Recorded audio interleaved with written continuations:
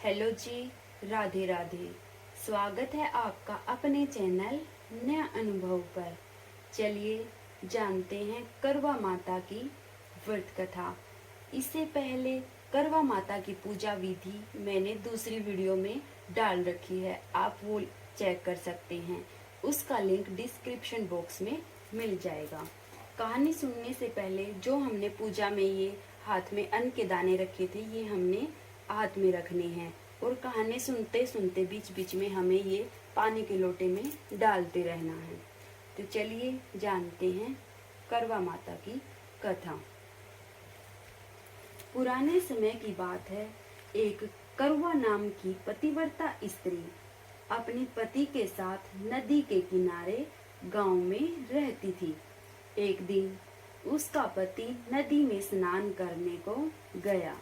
स्नान करते समय वहां एक मगर ने उसका पैर पकड़ लिया। वह मनुष्य करवा करवा कह के अपनी पत्नी को पुकारने लगा। उसकी आवाज सुनकर उसकी पत्नी करवा भागी चली आई और आकर मगर को कच्चे धागे से बांध दिया। मगर को बांधकर यमराज के यहाँ पहुंची और यमराज से कहने लगी, हे भगवान, मगर ने मेरे पति का पैर पकड़ लिया है। उस मगर को पैर पकड़ने के अपराध में आप अपने बल से नरक में ले जाओ। यमराज बोले, अभी मगर की आयु शेष है, अतः मैं उसे नहीं मार सकता।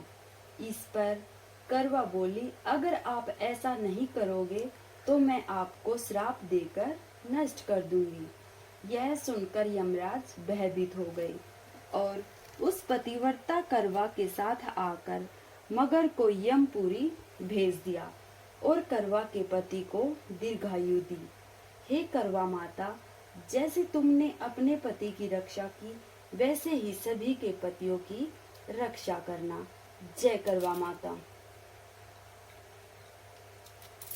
अब ये जो कुछ दाने अन्न के दाने हमारे हाथ में बच गए हैं, इनको हम अपने पल्लू में बांध लेंगे ऐसे।